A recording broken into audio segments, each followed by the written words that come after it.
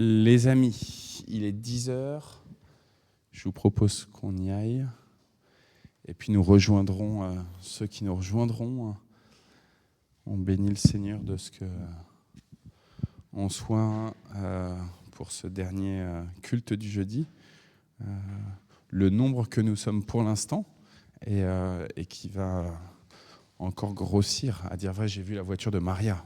Enfin, la voiture de Maria. J'ai vu la voiture de près de Maria. Donc, voilà, je me réjouis beaucoup. Ouais, très très bien. Ça aère un petit peu, Maria. Merci beaucoup. Et puis, je pense que Françoise et Michel vont venir. Ou alors, peut-être qu'on les rejoindra directement chez eux. On verra tout à l'heure.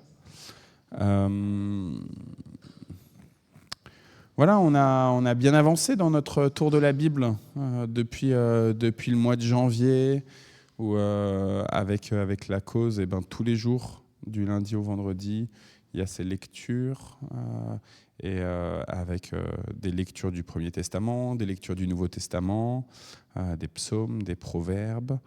En ce moment, on est dans le psaume 119, et donc on va avoir une partie du psaume 119 aujourd'hui.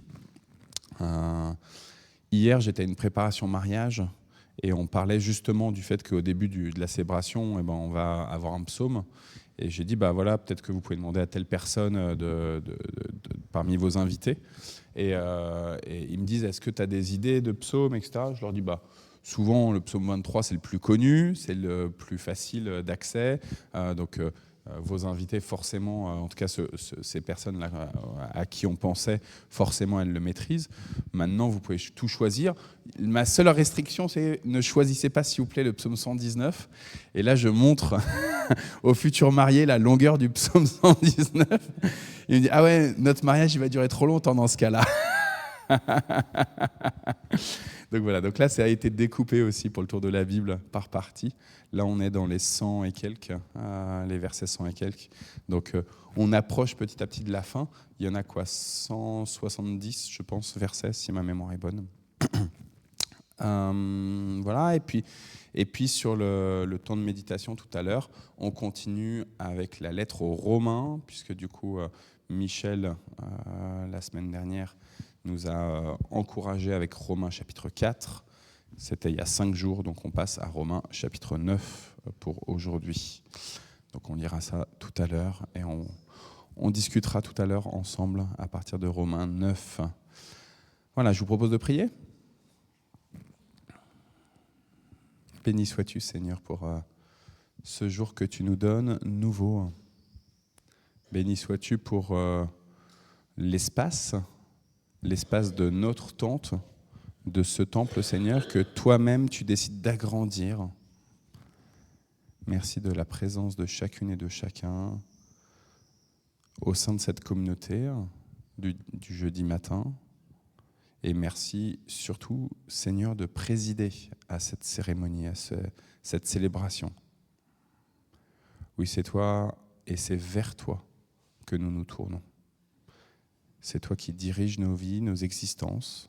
C'est toi qui diriges ce monde. Oui, nous le proclamons, malgré les idoles, malgré les fausses divinités, malgré les puissances qui sont dans ce monde. Nous proclamons ta seigneurie, ta souveraineté sur toute chose. Seigneur, merci pour nos familles, nos amis. Merci pour la vie que tu donnes. Et nous voulons te remettre déjà en ce début de célébration tous ceux que tu rappelles à toi. Béni sois-tu, Père, Fils et Saint-Esprit. Que ton nom soit loué, soit proclamé. Que ton nom soit reconnu comme saint sur toute la terre. Amen. Martine, puisque tu nous fais la grâce d'être là dès le début du culte, je te propose de commencer avec le psaume. On va lire quelques versets. Tu verras, il y a une... Tu lis 2 versets, par exemple, d'accord ? T'es pas obligé de lire tous les versets. Tu peux lire 1 ou 2 versets seulement, d'accord ?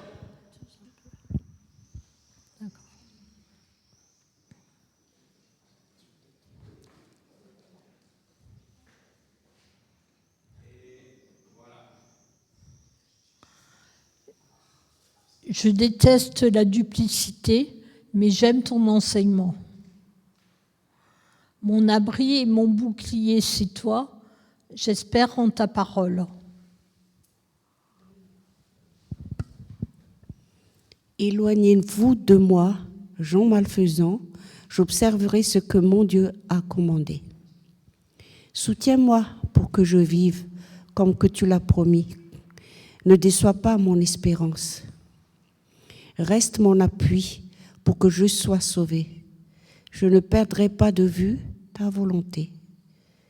Tu méprises tous ceux qui ne font pas ta volonté, car leurs intrigues ne sont que mensonges. Tu jettes comme des déchets tous les méchants de la terre. C'est pourquoi j'aime tes instructions. Mon corps frissonne de frayeur devant toi. Tes décisions me plongent dans la crainte.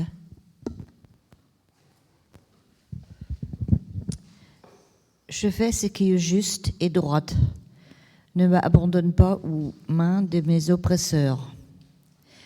Garantis le bonheur de ton serviteur, que les personnes insolentes ne m'oppriment plus. Mes yeux s'épuisent à chercher ton secours et la justice que tu as promise. Agis envers moi, je suis ton serviteur. Selon ta bonté, enseigne-moi ta volonté. Moi, je suis ton serviteur, ouvre-moi l'esprit pour que je connaisse bien tes instructions. Seigneur, il est temps que tu agisses, on a trahi ton enseignement. Voilà pourquoi j'aime les commandements plus que l'or le plus fin. Toutes tes exigences, je les trouve parfaitement justes. Je déteste toutes les pratiques mensongères.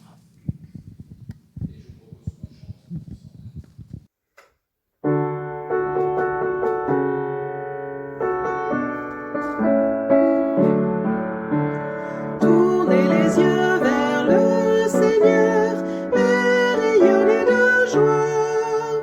Chantez son nom de tout votre cœur, il est votre sauveur. C'est lui votre Seigneur. J'ai cherché le Seigneur et il m'a écouté. Il m'a guéri de mes peurs et sans fin je le louerai. Tournez les yeux vers le Seigneur et rayonnez de joie. Chantez son nom de tout votre cœur, il est votre sauveur. C'est lui votre Seigneur. Dieu regarde ceux qu'il aime, il écoute leur voix, il les console de leur peine et il guide leurs pas. Tournez les yeux vers le Seigneur et rayonnez de joie. Chantez son nom de tout votre cœur, il est votre sauveur. C'est lui votre Seigneur. Ceux qui cherchent le Seigneur ne seront privés de rien. S'il lui ouvre leur cœur, ils seront comblés de bien. Tournez les yeux vers le Seigneur et rayonnez de joie. Chantez son nom de tout votre cœur, il est votre sauveur. C'est lui votre Seigneur.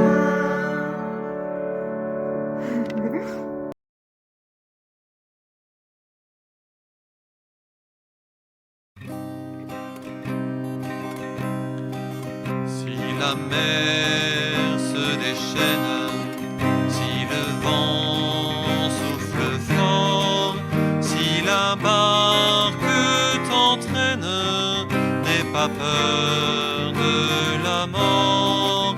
Si la barque t'entraîne, n'aie pas peur de la mort. Il n'a pas dit que tu coulerais, il n'a pas dit que tu sombrerais, il a dit, allons de l'autre bord, allons de l'autre bord. Si ton cœur est en peine, si ton corps est souffrant, crois en Jésus, il t'aime, il te donne sa paix. Crois en Jésus, il t'aime, il te donne sa paix. Il n'a pas dit que tu coulerais, il n'a pas dit que tu sombrerais, il a dit, allons de l'autre bord, allons de l'autre bord. Si un jour sur ta route tu rencontres le mal, ne sois pas dans le doute, Dieu aime ses enfants. Ne sois pas dans le doute, Dieu aime ses enfants. Il n'a pas dit que tu coulerais, il n'a pas dit que tu sombrerais, il a dit, allons de l'autre bord, allons de l'autre bord, allons de l'autre bord, allons de l'autre bord.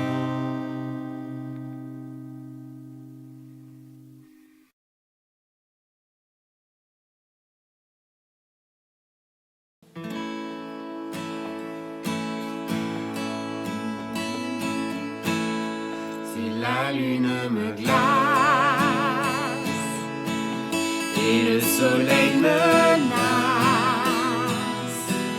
créateur des étoiles, mon secours est en toi. Si les larmes ruissellent et que mon pas chancelle, créateur de la terre, mon secours est en toi. Je lève les yeux vers les hauts sommets, toi seul est mon Dieu, je proclamerai.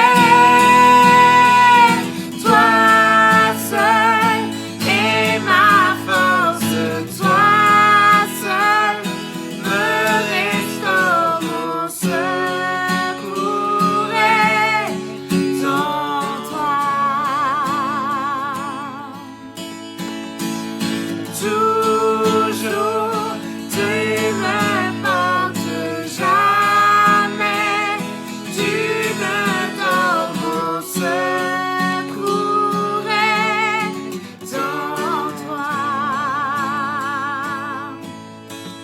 La peur m'envahit et que mon âme chavire, créateur de la vie. Seul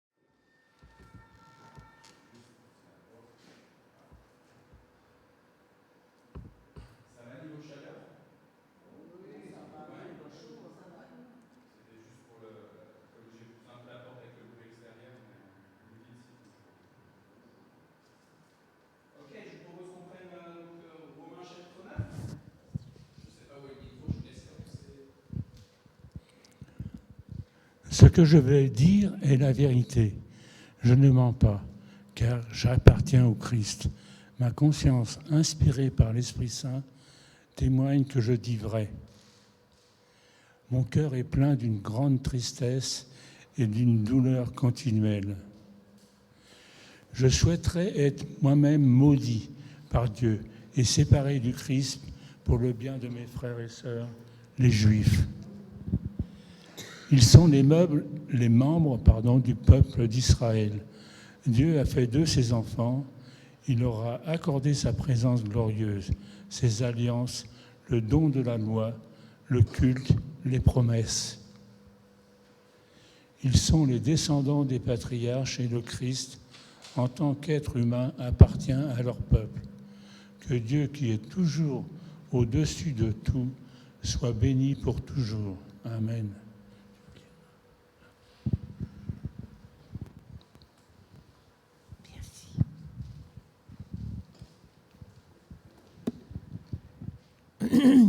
Cela ne signifie pourtant pas que la parole de Dieu a été mise en échec.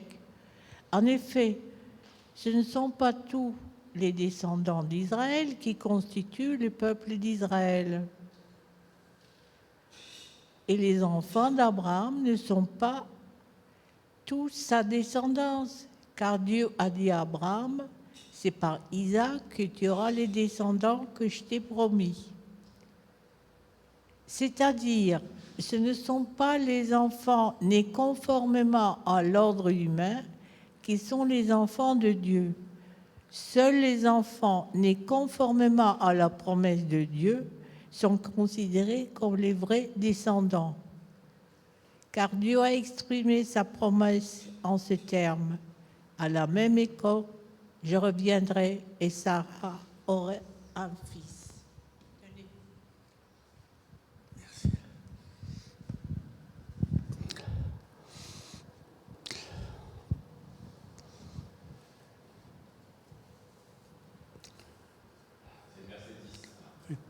Ainsi, cela ne dépend donc ni de la volonté des hommes, ni de leurs efforts, mais de Dieu qui fait miséricorde. Car le Tanakh dit au Pharaon, c'est pour cette raison que... Ah oui. Si je n'ai pas vu le même chiffre, c'est pour ça. Et cela va plus loin avec le cas de Rivka, car ces deux enfants ont été conçus en même temps par Yitzhak, notre père. Et avant leur naissance, avant qu'ils n'aient fait quoi que ce soit, ni le bien ni le mal, afin que le plan de Dieu demeure un choix souverain de sa part, il ne dépend pas de leurs œuvres, mais de Dieu, qui est celui qui appelle. Il lui fut dit, « L'aîné servira le plus jeune ». Ceci est en accord avec ce que déclare l'Écriture. J'ai aimé Yaakov, mais Esaïe, je l'ai haï. Que dirons-nous donc? Dieu est-il injuste s'il fait cela? Que le ciel nous en garde. Car à Moshe, il a dit, je ferai miséricorde à qui je fais miséricorde, et j'aurai pitié de qui j'ai pitié. Ainsi, cela ne dépend donc ni de la volonté des hommes, ni de leurs efforts, mais de Dieu qui fait miséricorde. Car le Tanakh dit au Pharaon, c'est pour cette raison que je t'ai suscité, afin qu'en toi je puisse montrer ma puissance et que mon nom se répande sur toute la terre. Ainsi donc, il fait miséricorde à qui il veut et il endurcit qui il veut. Tu me diras alors, pourquoi trouve-t-il encore des fautes en nous? Après tout, qui peut résister à sa volonté? Qui es-tu, toi, simple être humain, pour contester avec Dieu? La chose façonnée dira-t-elle à celui qui l'a faite, pourquoi m'as-tu fait ainsi? Le potier n'a-t-il pas le droit de faire, à partir d'un morceau d'argile, un vase pour un usage honorable et un autre pour un usage quelconque?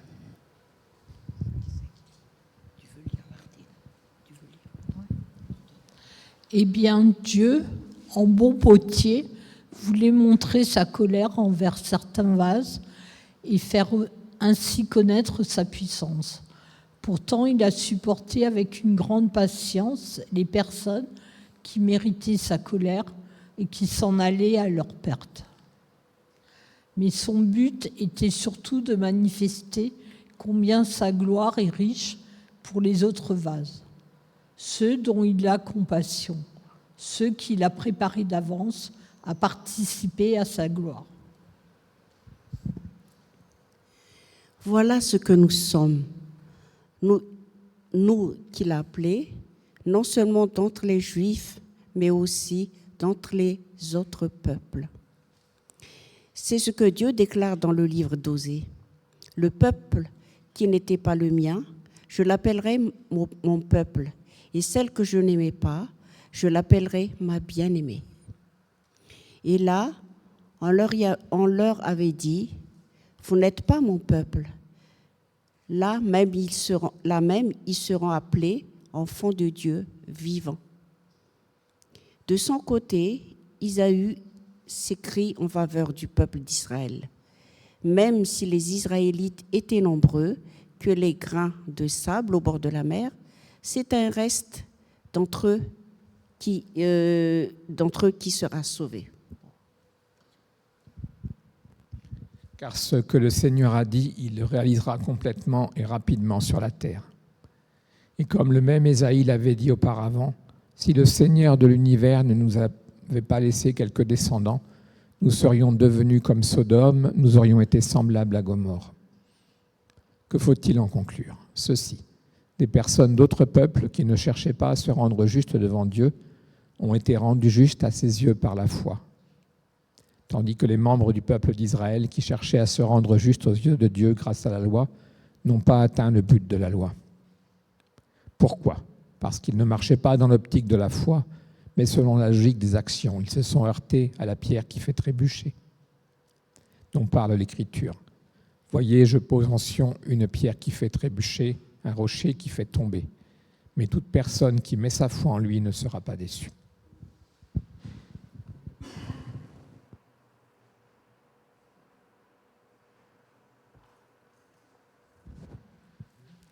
Amen. Riri, il a tellement entendu la bonne parole de Dieu, là, ça l'a bien motivé. Je ne sais pas vous si vous avez remarqué, mais le nombre de références bibliques, il est écrit dans tel prophète, dans tel autre prophète, et ainsi de suite. Et alors là, tout est écrit de la même manière sur notre texte, mais si vous prenez vos Bibles, vous voyez souvent, en général, on met en italique quand c'est des références. Et là, dans ce chapitre-là, c'est référence sur référence sur référence. Et on voit que Paul, il est en train de déployer comme ça toute sa connaissance biblique. On voit que Paul, c'est un vrai théologien. Il a étudié les Écritures, il a étudié le Tanakh, il a étudié la Bible des Juifs. Il est vraiment un fin connaisseur de la Bible. Je pense qu'on peut apprendre de ça, de Paul, nous qui, trop souvent, en tout cas pour moi-même, mais peut-être que ça vous concerne aussi, on est là en train de dire, il me semble qu'il y a un texte qui dit à peu près ça, mais je ne suis pas très au clair, et on est comme ça un petit peu pas sûr à 100%. Paul, là, bam, il cite les Écritures, il cite le texte biblique. Est-ce qu'il a les rouleaux devant lui quand il écrit aux Romains? Ça fait quand même un certain poids d'avoir les rouleaux à ce moment-là du Tanakh. Parce qu'il y a quand même 39 livres, chacun, c'est pas comme nous, nos petites Bibles, ça prend de la place, c'est lourd. Donc, est-ce qu'il a les rouleaux? Je ne suis pas sûr. Par contre, il les a très certainement dans sa mémoire. Martine, toi qui maîtrises, qui as une bonne mémoire de plein de choses, apprends ta Bible. Tu verras, toi qui as une bonne mémoire, tu vas retenir les versets et tu vas comme ça pouvoir méditer la parole de Dieu. Parce que ce qui est intéressant, ce n'est pas juste de connaître les versets pour connaître les versets par cœur. Là, on le voit bien avec Paul, c'est de connaître les versets pour comprendre toute l'histoire, tout le plan de salut de Dieu. Et de se dire que ce qu'il a fait dans le passé, ça a du sens aussi pour nous aujourd'hui et ça aura du sens aussi pour ceux qui vont nous succéder. Donc là, il est dans l'histoire du grand plan de salut de Dieu. Au début de ce chapitre 9, Paul ose dire qu'il est profondément meurtri dans son cœur. Il est plein d'une grande tristesse. Alors nous, on a l'habitude plutôt de dire « soyez dans la joie ». Je le dis, soyez sans cesse dans la joie. Et on reprend justement en ce sens des paroles de l'apôtre. Soyez toujours joyeux. Je le répète, soyez toujours joyeux. Et pourtant, Paul, là, il ose dire que dans ses entrailles, dans le plus profond de son être, eh ben, il est peiné, il est anéanti. Et s'il pouvait même donner sa propre place pour sauver son peuple, pour sauver ceux des siens, ses proches, ceux qui ont grandi avec lui, ceux qui ont été justement à l'école avec lui, alors il le ferait, si seulement c'était possible. On voit bien que Paul, là, il est ému profondément de compassion pour les autres. Je pense que ça, c'est un deuxième enseignement qu'on peut recevoir de Paul. D'abord, connais ta Bible. Deuxièmement, quel est ton cœur pour ceux qui sont autour de toi? À quel point tu es peiné par ce qui leur arrive, et notamment dans leur défiance de Dieu. À quel point ça te meurtrit le fait que ceux qui sont dans ton environnement proche, ou peut-être un petit peu moins proche aussi, parce qu'on ne sait pas exactement de qui il parle quand il dit mon peuple, mais en tout cas, qu'il y ait une certaine relation, à quel point ça te peine le fait qu'ils s'éloignent de Dieu par leurs propres actions, par leurs propres pensées, par leur non-foi dans le Christ Jésus. Et je pense que vraiment là, cet enseignement de Paul, en tout cas moi, il me parle beaucoup de je ne peux pas laisser les autres aller juste dans leurs propres préoccupations, chacun ses pensées, chacun ses voix, chacun sa vérité, et penser comme ça que moi, ok, je vis avec Christ, et tant mieux, et les autres, tant pis. Non, c'est vraiment, je pense que Paul, là, il vient nous dire quel est ton regard sur ceux qui t'environnent et tes plus proches, tes enfants, tes petits-enfants, tes voisins, tes collègues. Comment est-ce que tu les aimes à tel point que tu serais prêt à céder ta place d'enfant de Dieu, enfant adopté par Dieu, pour eux?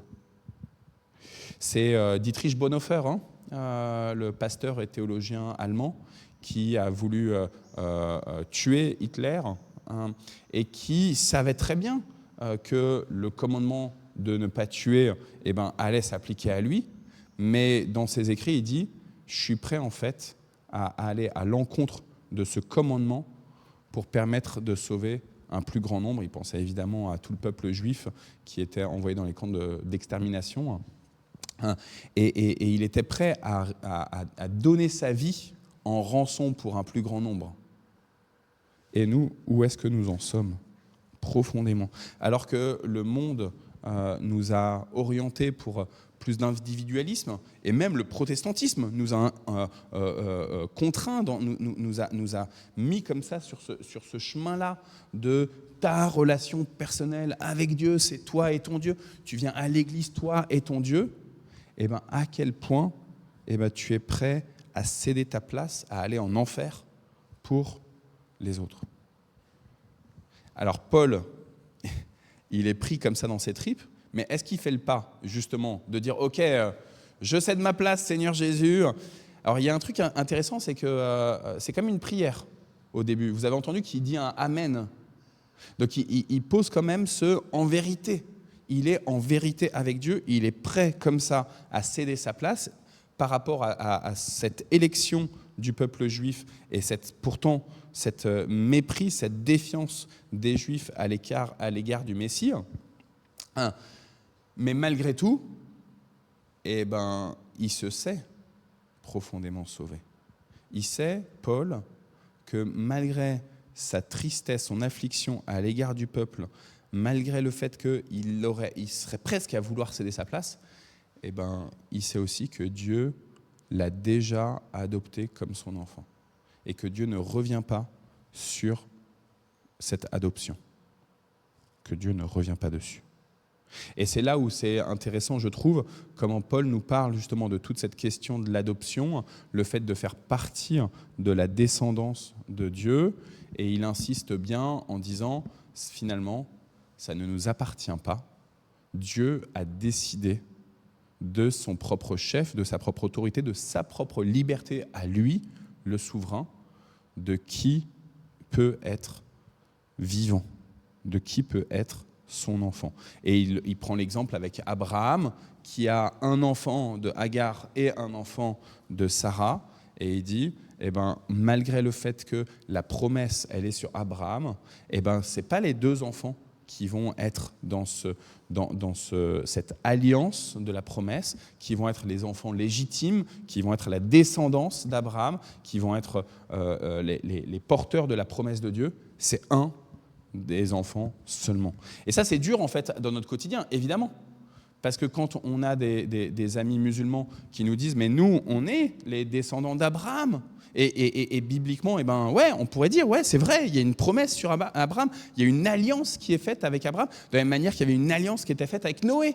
Et donc on pourrait remonter comme ça et dire, finalement, et même, il y a déjà une alliance avec Adam et Ève, et donc du coup, finalement, toute l'humanité, elle est sous l'alliance de Dieu. Mais dans ce cas-là, on oublie qu'il y a une suite dans le temps de la révélation, du fait que, comme... comment dire, un passage de plus en plus étroit. On arrive de Adam et Ève, cette grande promesse, à Noé, à Abraham, à Isaac, à Jacob.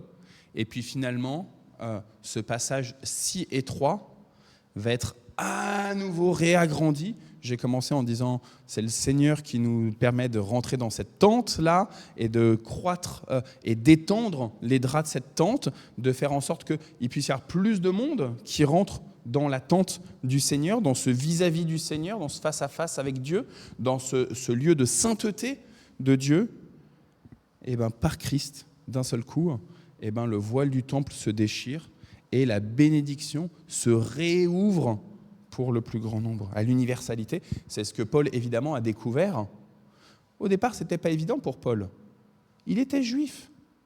Alors oui, il avait une culture grecque aussi, mais il était profondément juif. Il était profondément à penser qu'il était du peuple élu. Et point final. Et malgré tout, par Christ, il découvre comme ça cette ouverture, alors qu'il y avait de plus en plus, avec les années, dans le temps de révélation, un temps de fermeture de ceux qui sont purs et ceux qui ne le sont pas, ceux qui sont dans l'alliance de sainteté et ceux qui ne le sont pas, dans la promesse et ceux qui ne le sont pas. Et il découvre en Christ, finalement, que Dieu rouvre à nouveau, redonne du souffle à cette alliance, et il veut en sauver le plus grand nombre.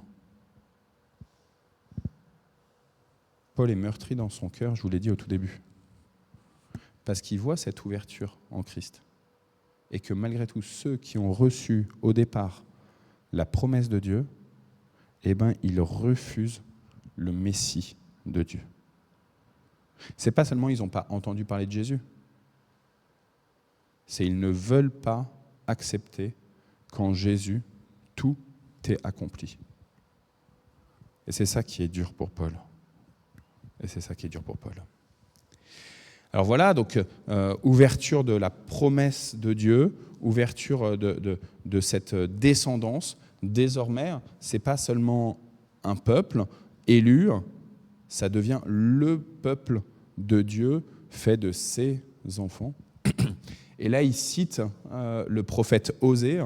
Alors, j'aime beaucoup le prophète Osée.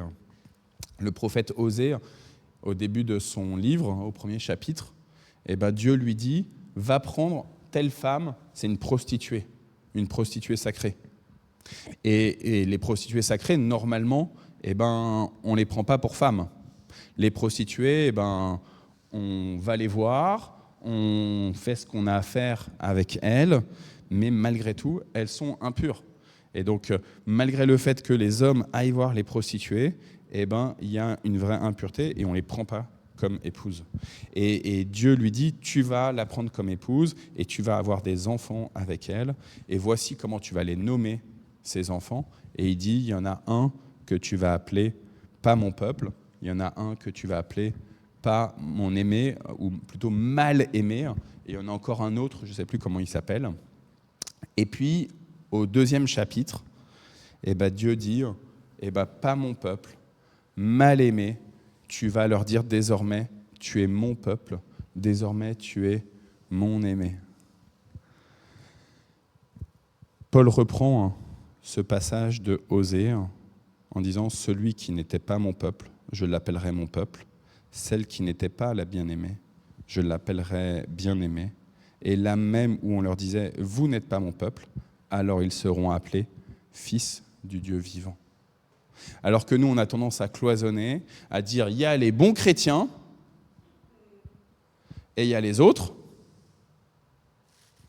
Dieu dit, désormais, je veux faire toutes choses nouvelles, je veux agrandir mon peuple. Je veux faire de ceux qui sont en dehors mon peuple.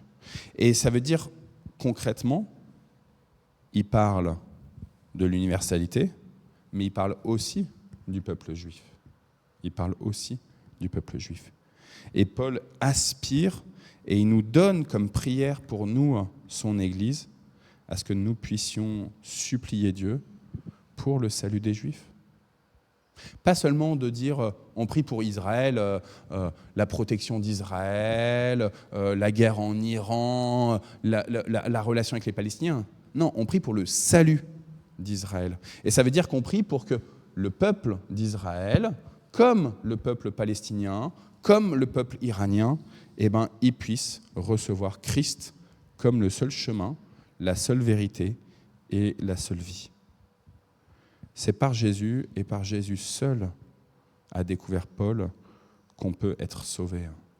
C'est par Jésus et par Jésus seul que le monde entier peut être sauvé. Ce n'est plus désormais un peuple particulier qui peut être sauvé à cause de sa propre ascendance, à cause de son lien de sang, mais parce que désormais, en mettant en Christ notre foi et notre espérance, et Paul le sait bien, ça ne dépend pas de lui, ça dépend de Christ seul.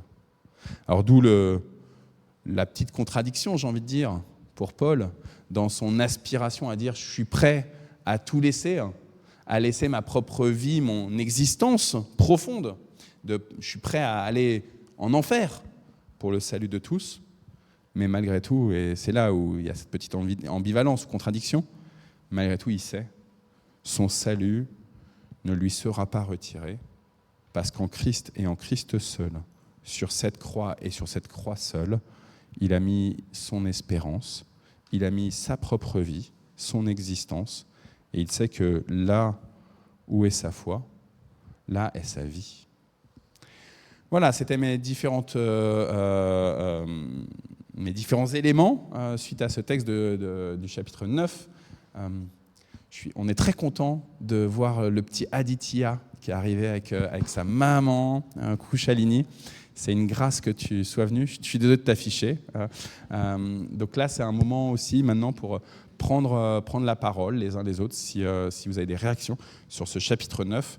Je vais t'amener une Bible, si comme ça tu peux lire un peu le chapitre 9 de Romains. Et puis, ceux qui veulent dire quelque chose, la place est à vous. C'est toi, Alain, qui commence ? Voilà. Paul était un homme très lettré, on pourrait dire un docteur de la loi.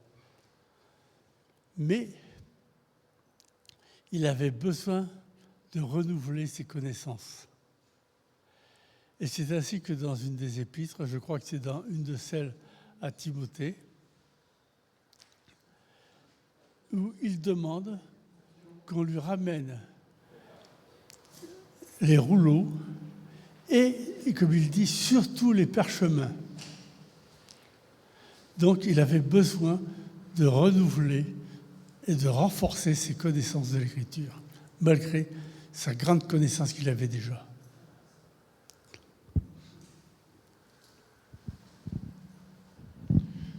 Donc toujours plus de connaissance des Écritures. On n'a jamais fini de les apprendre, même quand on a une super mémoire. On découvre toujours autre chose quand on médite. Si vous prenez un texte et que vous le relisez la semaine suivante et puis la semaine encore après, etc. Là, Maria et Anta, toute cette année, elles ont, avec Marie-Christine et le partage biblique, travaillé sur le sermon sur la montagne. Je veux dire, Matthieu 5, 6, 7, on l'a entendu et réentendu et réentendu. Et malgré tout, il y a toujours un truc qu'on découvre. Je vais le dire rapidement pour ne pas polémiquer. Moi, je crois que les Juifs, ils ont toujours un rôle particulier à jouer dans l'histoire de l'humanité. D'ailleurs, Paul le dit plus loin, il dit que c'est un mystère, d'ailleurs. Il dit que Dieu est patient parce qu'il veut que tous les Juifs soient sauvés avant que tout le reste de l'humanité suive. Donc, moi, je crois que les Juifs c'est pas les Iraniens, c'est pas les Français. Ça reste le peuple de Dieu. Pour moi, ça reste ça. Ça, c'est moi, c'est pas grave. Après, cette semaine, je me disais, Jean-Pierre, t'es trop centré sur toi, tu n'as pas assez de compassion. Souvent, les prédications rejoignent ce qui m'arrive dans la semaine. C'est vrai que ça c'est l'être humain, on a tendance à dire « Ah, ça y est, j'ai trouvé un petit endroit sympa, je suis avec Dieu, mon cœur est en paix. » Mais non, Dieu s'en fiche de ça. Ce qu'il veut, c'est qu'on prenne soin de ceux qui n'ont pas cette joie et ce bonheur de connaître notre foi. Une dernière chose, c'est un peu personnel, mais après le décès de Claudine, ma femme, on était chez le pasteur avec sa plus jeune fille, elle pleurait. On a prié ensemble, elle pleurait, puis elle nous a dit après, je pleure parce que je ne sais pas si elle est sauvée. Voilà. Et je voudrais être comme ça, j'ai du mal à être comme ça, mais qu'est-ce que j'aimerais être comme elle, quoi. Pleurer parce que je ne sais pas si ma maman et puis les gens autour de moi seront sauvés. Pour moi, ça renvoie aussi sur toutes les promesses qu'on peut, ou les liens qu'on peut faire suite à différents déboires de notre existence. Vous m'avez souvent entendu dire que j'avais très mauvaise mémoire, et c'est vrai, j'ai vraiment mauvaise mémoire, malheureusement. Il se trouve que, je suis franc avec vous, il se trouve que quand, avec la maman de ma fille aînée, on a rompu, ça a été très très difficile, et jusqu'à ce que ma fille aînée soit majeure, la relation elle a été très très très compliquée avec sa maman. Et en fait, j'ai demandé à Dieu de me supprimer ma mémoire, de faire en sorte que j'ai une petite mémoire pour justement moins souffrir. Et à tel point que c'est arrivé régulièrement que Isabelle me parle de choses quand elle a rencontré Lucie, quand Lucie elle avait 2 ans, 2 ans et demi, Lucie elle avait. Et donc elle me raconte des choses de ce que sa mère, comment elle était, etc. machin, et des choses que j'ai complètement occultées. Mais en fait, parce que j'ai demandé vraiment à Dieu de me supprimer pour pas souffrir. Et en fait, il y a des choses qu'on demande des fois à Dieu qui sont justes parce qu'on a besoin de temps de restauration, mais il y a aussi des choses, vous voyez là, la conséquence, c'est que de fait, il y a plein de trucs que j'oublie et où, en fait, j'ai juste 40 ans, quoi. Donc, voilà. Si vous voulez faire une dernière chose, après j'ai oublié.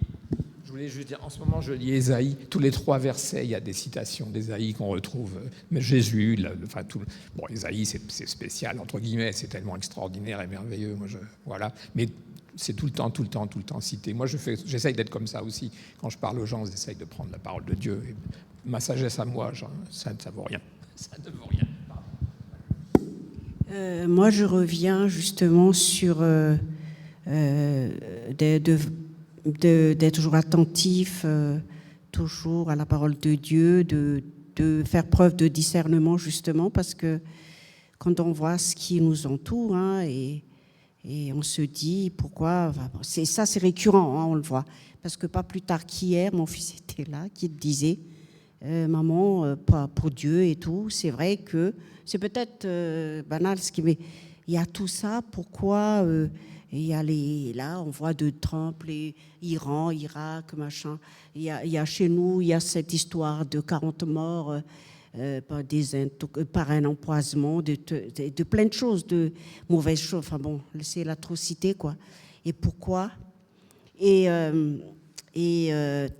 justement, elle dit, parce que si Dieu a permis, parce que je leur ai toujours dit, si tout se passe, qu'il y a une raison pour toute chose. C'est que Dieu voulait que ça se passe. Donc Dieu, voilà. Et ça m'a rapporté, quand on s'est parlé avec Jean-Pierre qui disait, pour le Romains 7,7, qui parlait justement de la loi et tout ça, et ben il y avait le mal, hein, c'est la loi, si on suit la parole de Dieu. On ne connaissait pas le mal sans le bien. Enfin, bon, on ne pourrait pas connaître le bien sans que le mal s'est passé. Donc c'est peut-être pour ça. Mais c'est vrai que c'est très difficile, même à tes propres enfants, de leur expliquer, même adultes, hein, comment ça se passe. Et c'était ma réponse, ce n'était pas la bonne réponse de dire Dieu a permis que ça se passe comme ça, puisqu'il veut tout simplement faire luire, briller sa puissance, et un jour, c'est lui qui va triompher, mais vraiment, il va nous montrer justement ça, parce que à ce moment, c'est qu'on a l'impression que c'est les personnes, les humains Trump, les autres, Poutine et tout, qui règnent dans le monde.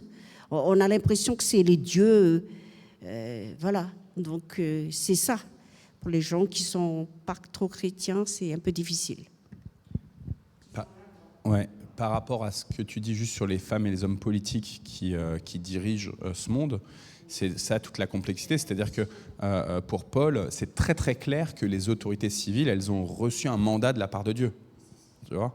C'est-à-dire que Trump et Poutine, ils ont vraiment reçu un mandat pour diriger en ce temps présent le peuple américain, le peuple russe, nous, Emmanuel Macron, le peuple en France, etc. Et pourtant, eh ben, ces responsables politiques, toute la difficulté, c'est que Dieu, il leur donne une responsabilité, mais en fait, il attend à ce qu'eux le reconnaissent comme le seul Seigneur et le seul Dieu. Qu'eux se mettent... Ouais, tu peux tirer le rideau, Martine. Qu'eux se mettent en position d'humilité, hein, pour dire « Je veux diriger selon ta sagesse à toi, Seigneur ». Un peu comme Salomon. C'est-à-dire que le plan de Dieu, il est que les hommes et les femmes politiques lui soient vraiment soumis. Et en même temps, puisque Dieu il est au-dessus du temps et de l'espace, il sait exactement comment on va réagir. Il le sait en avance, comment est-ce que justement ils lui seront soumis sur certains points, et comment, au contraire, sous d'autres points, ils lui seront insoumis. Et la pierre d'angle qui a été posée, qui avait été rejetée, qui a été posée, qui est Christ, eh ben pour certains, c'est une pierre de vie, et pour d'autres, au contraire, c'est une pierre de mort. Pour d'autres, au contraire, c'est une pierre de mort. Donc... Une autre question par rapport à c'est les autres dirigeants. Est-ce que, donc, si j'ai bien compris, hein, Dieu savait déjà comment ils allaient réagir, aussi bien comme il se connaît tout, Dieu, aussi bien que Poutine, que Trump ou les autres, les dirigeants qui sont très difficiles à accepter, de dire, voilà, c'est Dieu qui les a mis là. C'est très difficile. C'est toute la difficulté des deux plans. Tu vois, tu as le plan temporel qui est le nôtre, avec un début de l'histoire et une fin de l'histoire. Et c'est notre ligne de temps, tu vois, qui va que dans un seul sens. Et le fait que ce temps-là, il est lui-même création de Dieu. Dieu, il est au-dessus, tu vois, dans son propre plan, il est au-dessus du temps et de l'espace. Et donc, du coup, ce qui se passe dans 10 000 ans, ben, en fait, Dieu, il le sait déjà d'avance dans son propre plan, tu vois. Et c'est ça qui est difficilement intelligible pour nous. C'est-à-dire que Dieu, tu vois, il est là et en même temps, il est à Madagascar. Ça, on se dit, OK, Dieu, il est partout. Mais sur la question du temps, on a beaucoup de mal. On a beaucoup de mal. Parce que pour nous, on est formé qu'on ne peut pas changer le passé et le futur... on n'est pas encore, on n'a pas toutes les cartes en main pour pouvoir le maîtriser. Mais en fait, Dieu, dans son plan à lui, au-dessus du temps, et ben, au-dessus du chronos, et ben, il maîtrise tout. Du coup, quand on a des situations comme ça un peu tragiques, on se dit mais comment ça se fait que Dieu permet ça? Et c'est exactement ce que Paul dit dans Romains chapitre 9. Mais est-ce que le vase, il va dire au potier pourquoi est-ce que tu m'as fait comme ci ou comme ça? Et c'est ça qui est, tu vois, l'élément qui pour le monde, mais même pour nous chrétiens, des fois est compliqué quand on se questionne sur ça. Pourquoi est-ce qu'il m'arrive tel malheur? Pourquoi Dieu t'a permis ça? En fait, quand on écoute, par exemple, Jacques, les questions des épreuves, elles ont pour objectif une croissance spirituelle. Sauf que quand tu te prends une épreuve, t'as pas envie, tu vois. Là, Jonas qui est à la maison, suite à son opération des amylades et des végétations, là, hier, il me dit j'en ai marre de cette opération, j'ai envie de manger des bons trucs, ça veut dire pizza, kebab, ce que vous voulez, c'est ça les bons trucs, quoi. Et quand je lui dis ouais, mais tu vois, grâce à cette opération, en fait, tu auras quelque chose de mieux pour toute ton existence. Ouais, mais dans son temps présent qui est le sien, là, ce qu'il voit, c'est juste son frère, sa sœur et ses parents. Ils mangent des bons trucs. On n'a pas mangé de pizza et de kebab quand même pour pas lui donner envie. Mais en tout cas, des choses plus consistantes que lui, ces glaces, qui pourtant c'est bon, les glaces, mais c'est des trucs liquides et qui sont froids. Tu vois, là, il a mangé de la purée froide hier. C'était un peu dur, quoi. Je trouve que nous, les chrétiens, on a souvent du mal à répondre à cette question, comme disait Anta. Pourquoi, si Dieu existe, pourquoi il y a tant de mal? Pourquoi il y a tant de misère? Il y a tant de guerres, tant de ceci et cela. Enfin, je trouve que, quelque part, je ne comprends pas pourquoi, normalement, on a la réponse. On n'est pas encore au paradis. Jésus n'est pas revenu. Nous sommes sur une terre avec plein de péchés et plein de problèmes. Donc, ça va continuer comme ça tant que Jésus n'est pas revenu. Donc, je ne vois pas pourquoi nous chrétiens, normalement, on a la réponse. Pourquoi il y a tant de misère, il y a tant de problèmes? Ce n'est pas Dieu qui fait ça. C'est Dieu, il nous a bien dit, je vous donne la terre, faites de votre vie, vivez votre vie. Voilà. Et comme on n'a pas, on n'est pas encore dans le parfait, on n'est pas encore sauvé. Je trouve que c'est relativement simple. Oui, c'est vrai, parce que souvent on a du mal à répondre. Pourquoi? Parce qu'on est encore sur terre dans une vie de péché. Mais tu vois, je suis d'accord à 100% avec toi, Maria. En même temps, alors deux choses. D'abord, la question du péché, vous savez qu'il y a des discours théologiques qui peuvent être assez différents. Et il y a un certain discours théologique qui dit le péché, ça n'existe pas vraiment. C'est-à-dire qu'il y a des fautes morales, mais fondamentalement, il n'y a pas un péché des origines qui viendrait encore avoir une répercussion sur nous aujourd'hui. Et donc, il y a tout un courant théologique qui nie l'existence du péché. Et du coup, en niant l'existence du péché, ce courant théologique, malheureusement, il dit il n'y a pas besoin de rachat. Puisqu'il n'y a pas de péché, il n'y a pas besoin de rachat. Donc finalement, Jésus, ça a été quelqu'un qui a amené une bonne parole, un enseignement, des miracles, des choses comme ça, mais il n'a pas donné sa vie pour racheter l'humanité. Évidemment, vous avez compris que ce n'est pas moi ma position théologique, mais c'est une position qui existe parce qu'en fait, cette question même du péché, elle est dure à entendre. Et elle est dure à entendre, tu vois, je suis en train de penser, c'est parfait, Chaligny, que tu sois là aujourd'hui pour le dernier culte, elle est encore plus dure à entendre quand on a un petit bébé dans les bras. Tu vois, d'imaginer que ce petit bébé, le petit Aditya, par exemple, au moment même où il commence son premier souffle terrestre, il y a 1 an, un peu moins d'1/2, tu vois, il est déjà pécheur.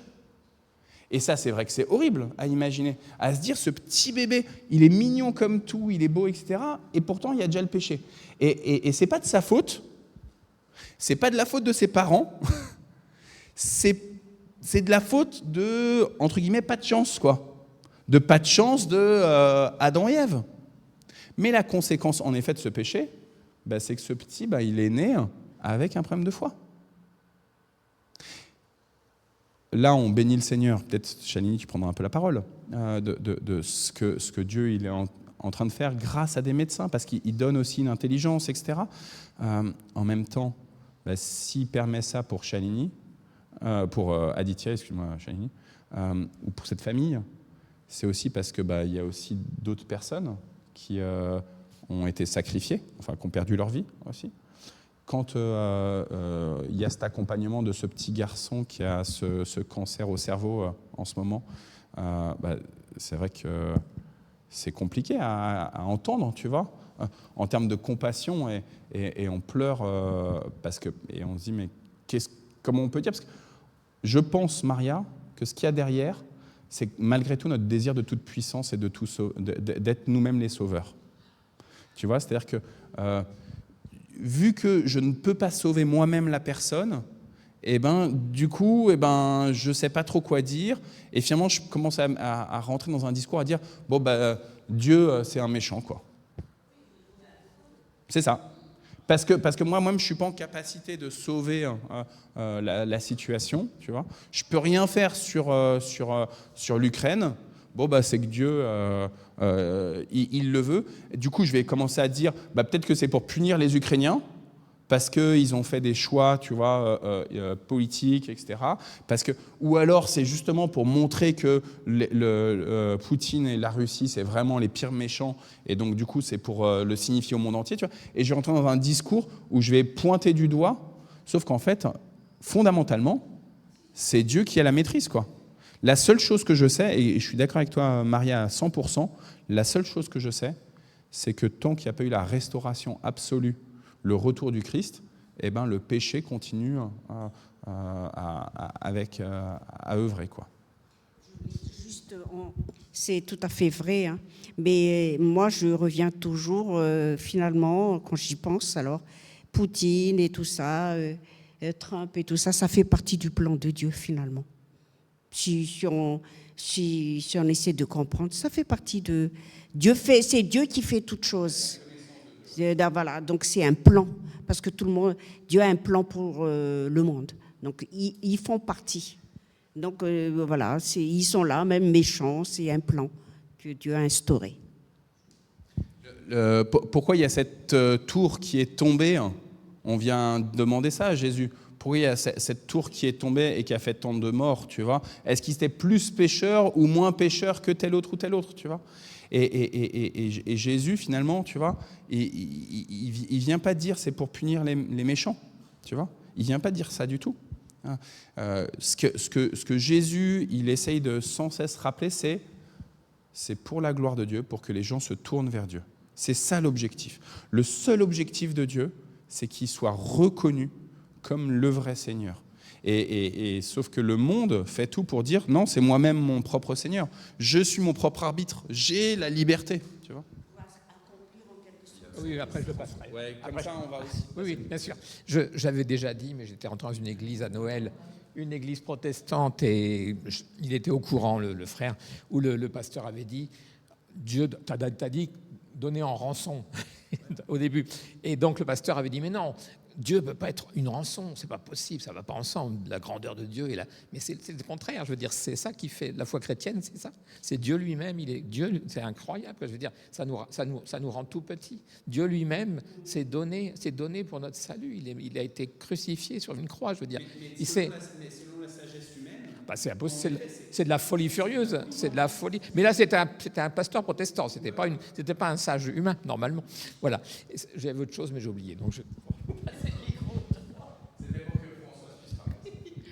Oui, moi je dis, on se pose des questions tout le temps, parce que pourquoi, des fois moi je me dis, mais pourquoi le Seigneur il savait qu'on allait pas répondre bien dans le jardin d'Éden, et puis il a envoyé, pourquoi il aurait dû faire le machin, le paradis, tout aurait été... Ça a été comme ça. Moi je crois qu'il y a des choses on peut pas répondre, voilà, le Seigneur, on n'est pas Dieu, on n'est pas... voilà, alors après... À la fois, alors après, moi je dis Poutine, Macron et autres, moi je dis ce qui nous est demandé à nous chrétiens, c'est de prier pour les autorités. Mais après, il ne faut pas croire que Poutine, s'il a peut-être été mis là, ou Macron, ou n'importe lequel, oui, mais ils ont... pourquoi ça va mal? C'est parce que pour l'instant, on ne sait pas s'ils connaissent Dieu. Et puis s'ils connaissent Dieu, eh ben, il n'agit pas comme forcément. Est-ce qu'ils connaissent la parole vraiment? Ils obéissent pas à la parole, donc on peut pas s'attendre à quelque chose. Enfin, je sais pas, il y a les guerres et tout. Il y aura toujours, il nous dit, il y aura des guerres, il y aura des bruits de guerre, ça existera. Je crois qu'il faut.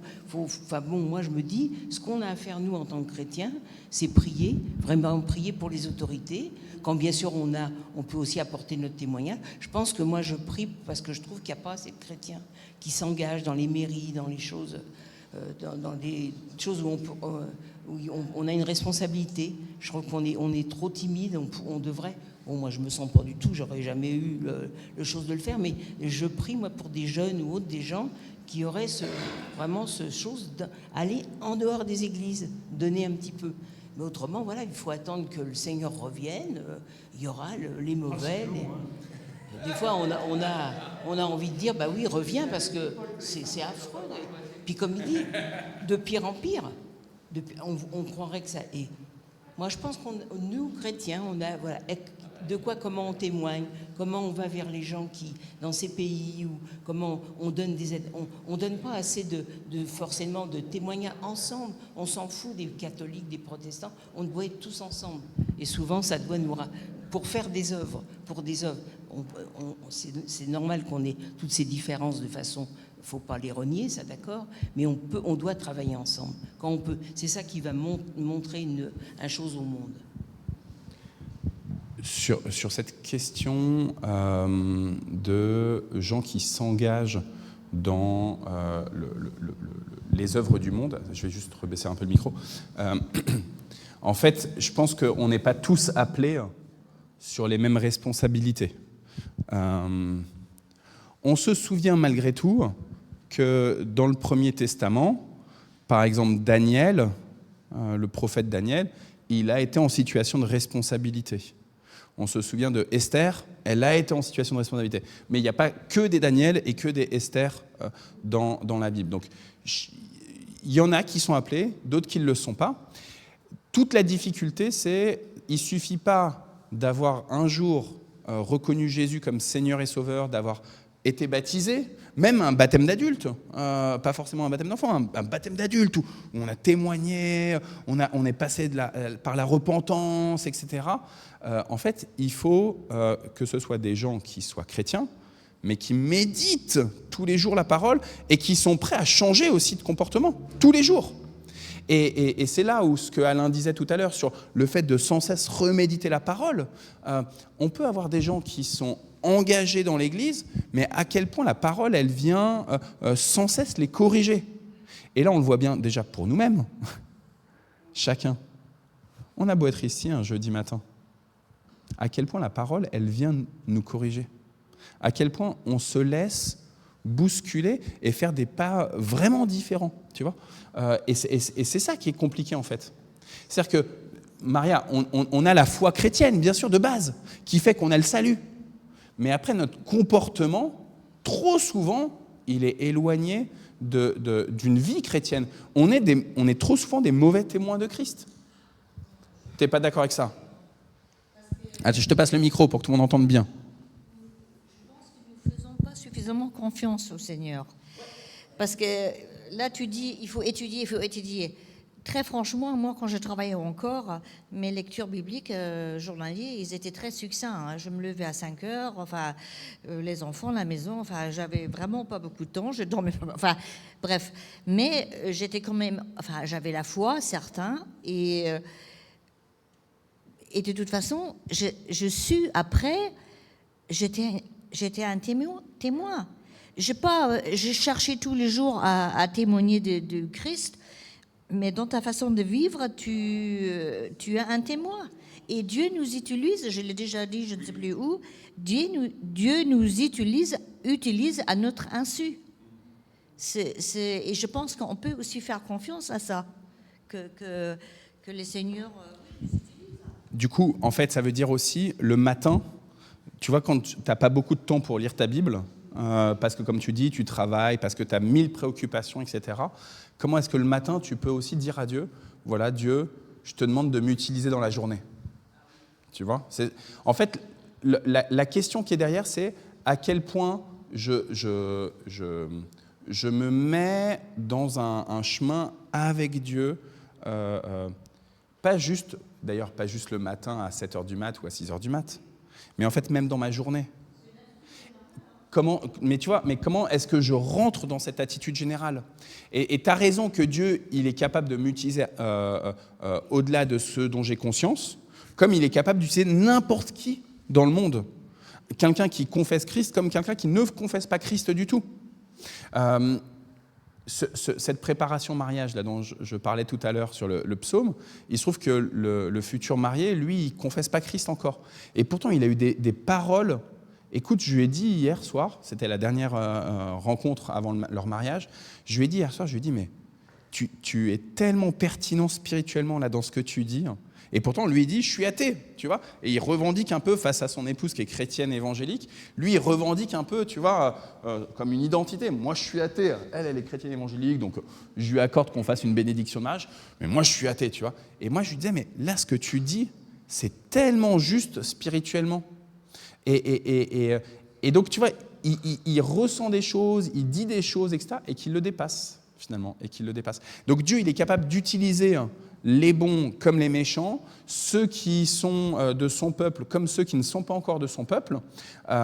Malgré tout, je pense qu'il faut aussi faire attention parce que Dieu peut nous utiliser, mais le Satan peut aussi nous utiliser.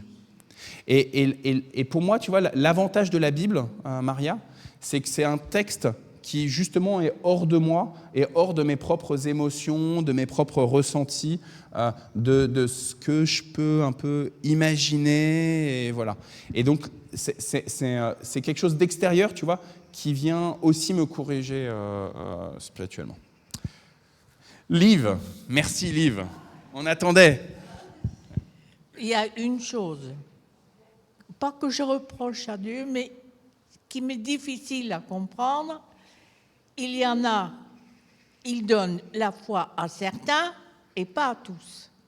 Il a de la compassion pour certains, pas à tous. Ça peut paraître injuste. Mais je ne me permets pas de dire que Dieu est injuste, il est tout-puissant. C'est tout.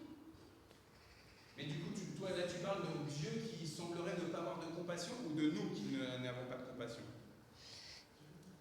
Il a été écrit là. Ouais. Dieu choisit sa compassion. Bon. Il choisit à qui il donne la foi aussi. Hein ?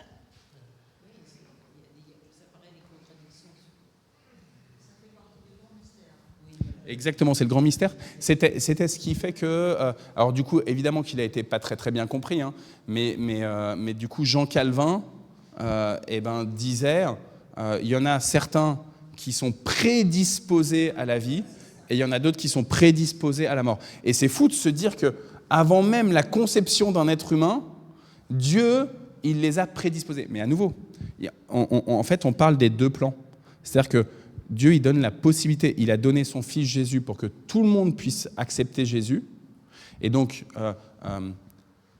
le plan de Dieu, pour reprendre le terme de Ranta, le plan de Dieu, c'est que tout le monde puisse recevoir Christ. La connaissance de Dieu, elle est différente, parce que lui, il est sur son plan à lui, il sait déjà ceux qui auront accepté Christ ou pas.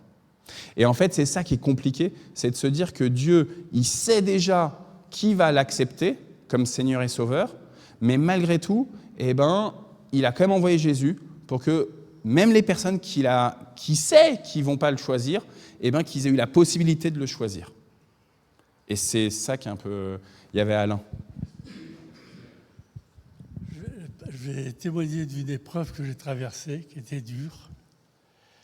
Un jour, j'avais demandé au Seigneur qui serait mon épouse. J'ai présenté plusieurs jeunes filles et il m'a fait penser à Nicole et il m'a dit ce sera celle-là. Mais elle était d'une famille d'objecteurs de conscience et moi d'une famille militaire. Elle a refusé. Je dois dire que je devenais douteur. Tu savais qu'elle allait refuser. Pourquoi? Et le temps a passé. J'ai connu pas mal de jeunes filles, de jeunes femmes, tout ça. Mais le Seigneur m'a empêché d'aller vers aucune d'elles. Et je suis resté célibataire. Les problèmes de la solitude étaient très grands. Et le Seigneur a fait en sorte que je sois obligé de partir de l'armée. Et là, tout se cassait la figure. Jusqu'au jour où, 8 ans après, il m'avait dit qu'elle serait elle, mon épouse, il m'a renvoyé la chercher. Et je n'étais plus militaire. Et elle priait pour celui qui serait son mari. Elle voulait savoir. Elle dit blond, grand, petit, peu importe. Et quand je suis arrivé, c'est Lydie qui m'a ouvert la porte. Et elle est allée voir Nicole dans son lit, qui faisait sa sieste. Et elle lui dit, c'est le frère Dumont. Lequel? Parce que mon père était converti aussi. Elle dit, Alain Dumont. Et là, le Seigneur lui a dit ces mots-là, c'est lui. Et le Seigneur l'a délivré de ce problème lié à l'objection de conscience. Et peu de temps après, on se mariait par la grâce de Dieu. Et tu vois, ce qui est intéressant, c'est qu'il a fallu que elle reçoive ce message, mais en fait, il a fallu que toi, tu passes aussi par le fait de ne plus être militaire. Salut Aditya, on est content que tu sois réveillé, que tu sois avec nous. On est très heureux et que tu as des belles couleurs. Tu as des très très belles couleurs, ça fait plaisir. Et...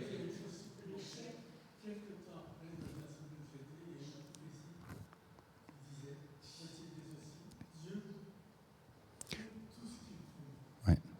Je rappelle juste, au tout début du christianisme, au tout début du christianisme, en fait, il y avait des métiers qui étaient interdits pour les chrétiens. C'est-à-dire que ceux qui faisaient ce métier avant de se convertir, pour qu'ils puissent être baptisés, il fallait qu'ils acceptent de ne plus faire ce métier-là, ou ces loisirs-là aussi, il y avait. Et puis, il y en a, s'ils étaient chrétiens, ça leur était juste interdit. Parmi ces métiers-là, en fait, il y avait le métier de soldat, justement. Il était interdit, dans la Didaché, il est précisé qu'il est interdit d'être soldat. Alors, aujourd'hui, on est peut-être sur d'autres plans, mais c'est fou, en fait, de se dire, il y a des choses comme ça où... parce qu'en fait, ce qu'il y avait derrière, c'était la question de la tentation de faire vengeance, etc. Je vais donc citer la parole de Dieu. Paul, il a dit Dieu endurcit qui il veut, il a compassion de qui il veut, mais le même Paul a écrit plus loin, Dieu veut que tous les hommes soient sauvés et parviennent à la connaissance de la vérité. Donc, moi, je préfère cette dernière phrase à la première. Et puis, de quoi tu parlais tout de suite? Ça m'a mis aussi notre... C'était quoi? Avec la main? Oui, je voulais citer autre chose. Sur le soldat... Ah oui, c'est à la liberté que Dieu nous a appelés. Ça, Paul le dit aussi. Voilà. C'est pour la liberté que Dieu nous a affranchis. Ne profitons pas de notre liberté pour faire des choses pas justes, mais nous sommes appelés à la liberté, s'il vous plaît, messieurs, dames. Toute la difficulté, c'est ça. On est parfaitement libre en Christ. On peut absolument tout faire parce que on est enfant de Dieu. Mais malgré tout, justement parce qu'on est enfant de Dieu, on ne doit pas tout faire. Et donc, oui, tu es enfant de Dieu, donc tu es au-dessus du monde. Le monde, il t'appartient parce que tu es enfant de Dieu. Le monde, il t'appartient vraiment, c'est ton héritage parce que tu es enfant de Dieu et que ton Père céleste, il est le vrai propriétaire de ce monde. Tu es un prince et une princesse dans ce monde. Mais malgré tout, si tu te comportes comme un prince et une princesse qui décident à qui tu donnes comme ça ton petit mouchoir, à qui tu accordes quelque chose, un privilège, et pas aux autres, en fait, juste, tu es en train de faire chuter les gens. Et donc, soit agis en ayant conscience que tu es un prince et une princesse dans ce monde, ça, c'est la conscience, mais agis comme le plus simple des serviteurs pour tout un chacun. Et puis, moi, je voulais dire, le Seigneur, des fois, il donne des révélations à des personnes athées qui se convertissent. Et je voulais savoir si, à ce niveau-là, après, leur péché était étaient, comme tu disais, je n'ai pas trop bien compris quand les péchés étaient, s'il y avait repentance ou pas. En fait, la question qui est derrière, c'est quand tu demandes pardon à quelqu'un, est-ce que tu demandes pardon pour quelque chose que tu n'as pas conscience d'avoir fait? Si tu penses que tu n'as pas fait de mal et que tu dis je te demande pardon, mais en fait tu n'as pas du tout conscience d'avoir fait le mal, ton pardon il veut un peu rien dire. Tu vois, c'est juste un mot parce que tu as entendu qu'il fait que tu demandes pardon. Toute la question, elle est à quel point j'ai compris intérieurement dans mon cœur que j'ai fait du mal contre Dieu. Et que j'ai offensé Dieu, que juste par mes pensées, par mes gestes, par mes paroles, j'ai pas juste fait du mal, par exemple, à une créature de Dieu. Tu vois, j'ai pas juste fait du mal à Martine, mais en disant cette parole à Martine, en fait, j'ai anéanti, j'ai causé du trouble dans le cœur de Dieu. Et c'est ça l'enjeu, tu vois. Et toute la question, tu vois, de la révélation, souvent c'est ça pour ceux qui se convertissent, par exemple, en ayant un songe. Souvent on en parle avec les lochons. Dans les pays du Maghreb, il y a beaucoup de musulmans qui se convertissent après avoir reçu un songe avec Jésus qui vient s'adresser à eux directement. Et souvent c'est des conversions qui sont fortes pour nous. On se dit, waouh, ils ont eu un songe, ils ont Jésus qui leur est apparu. Et c'est super important ça, sauf qu'après, il faut réussir, tu vois, à dire, mais ne t'accroche pas à ta foi juste à cause de ce que tu as vu, mais accroche aussi ta foi en fonction de ce que tu as entendu dans la parole. Parce que la parole de Dieu, elle est toujours la même. Et donc du coup, le problème, c'est que ce que tu vois, des fois, c'est trompeur. Ce que tu ressens dans les songes, des fois, c'est de Dieu, mais des fois, c'est pas de Dieu. Tu vois, c'est comme les émotions. Les émotions, des fois, Dieu, il peut nous faire vibrer d'émotions, on est dans la joie, mais en fait, des fois, on est en train d'être comme des excités, et sauf que là, à ce moment-là, ça ne vient plus de Dieu parce que, par exemple, ça crée du trouble plus qu'autre chose. Et pourtant, c'est la même émotion a priori, mais selon là où elle se vit, le moment où elle se vit, des fois, elle ne vient pas de Dieu. Et après, c'est Alain. Moi, je voulais dire, il y a des personnes, comme disait Françoise, qui sont croyantes et qui n'osent pas le dire dans leur vie professionnelle ou dans leur vie, ou même s'ils agissent au niveau politique, ils n'osent pas le dire. Moi, je sais, quand Andy m'avait aidé à trouver du travail à Mantes, il l'avait spécifié dans la lettre, ou je ne sais plus. Moi, j'ai jamais eu peur de.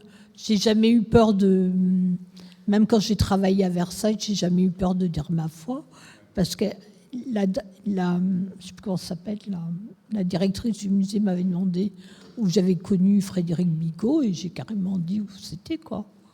Voilà. Mais tu vois, on a tous des choses où on est plus à l'aise et des choses où on est moins à l'aise. L'objectif, il n'est pas de dire « Ah, toi, tu es vraiment un mauvais chrétien », tu vois. C'est où est-ce que moi, je peux encore être corrigé par Dieu pour aller vers plus de perfection en Dieu. Voilà. J'ai lu plusieurs livres sur justement le sujet de l'objection de conscience. Et apparemment, ça a débuté au IIIe siècle. Mais il y a des problèmes, parce que le 6e commandement, c'est pas tu ne tueras pas, c'est tu ne commettras pas de meurtre. Et c'est différent de ce qui se passe à la guerre. De plus, une chose qui troublait beaucoup les croyants du IIIe siècle, c'est que ni Jésus ni Jean-Baptiste n'ont obligé les soldats à partir. Ça, c'était gênant pour eux. De plus, dans l'Épître aux Romains, il est bien écrit, c'est par la foi que certains furent vaillants à la guerre. C'est un petit problème aussi, ça. Voilà. Merci, Alain. Alors, pour info, parce que du coup, pour Aditya, c'est le test de venir ici. On fait attention parce que, évidemment, il y a encore un petit peu de fragilité. Ça fait quoi? Ça fait une semaine mais qu'il y a eu la greffe, mais là, ça fait 2 semaines maintenant qu'il est rentré à la maison ou une semaine? Une semaine et demie. C'est ça. Et donc, du coup, Chaligny a dit je viens parce qu'il n'y a pas trop de monde et je vais me mettre un peu dans un coin. Donc, c'est une question aussi de microbes, de choses comme ça. Mais du coup, je te laisse la parole. Bonjour à tous. Je pense que vous savez tous l'histoire de Aditya. Vous avez tous prié. Voilà, vous avez tous prié pour lui et je vous remercie beaucoup. J'ai écouté tous les messages. En tout cas, moi et mon mari, alors, pour votre histoire, mon mari, il est hindou, pratiquant. Moi, je suis chrétienne, pratiquante. Donc, c'est 2 religions qui se sont réunies. Et moi, je pense que... Bon, c'est vrai qu'Aditya n'a pas péché, mais je pense que c'est Dieu qui a voulu que tout ceci passe. Parce qu'en fait, avant, j'étais très proche de Dieu. Et puis, bon, au cours des 5 dernières années, changement de boulot, je n'ai pas pu vraiment me rapprocher de Dieu. Et depuis qu'Aditya il est malade, j'ai pu me rapprocher encore plus davantage qu'avant. Et je pense que c'est vraiment Dieu qui a voulu aussi que cela se passe. Bon, après, c'est vrai qu'il aurait pu faire ça autrement, mais je dis, si Dieu le veut, c'est qu'il y a une raison. Et en fait, on a passé à peu près 3 mois d'hospitalisation. Donc, il a eu sa greffe, donc ça fait 1 an et demi. Maintenant, il a 1 mois, il a 16 mois. Donc, on a découvert au bout de 2 mois et demi qu'il avait un problème de foie. Bon, peut-être qu'il devait se faire greffer ou pas. On a fait une opération qui a fonctionné 3 mois et après, on a très vite su qu'en fait, il fallait qu'il se fasse greffer. Donc, on a eu quelques complications et je pense que ça aussi, encore une fois, c'est vraiment Dieu qui a voulu qu'il y ait des complications. Donc, il vomissait du sang. Enfin, voilà. C'est vraiment des grosses complications. Donc, on était hospitalisés pour ça. Ils ont mis en urgence nationale.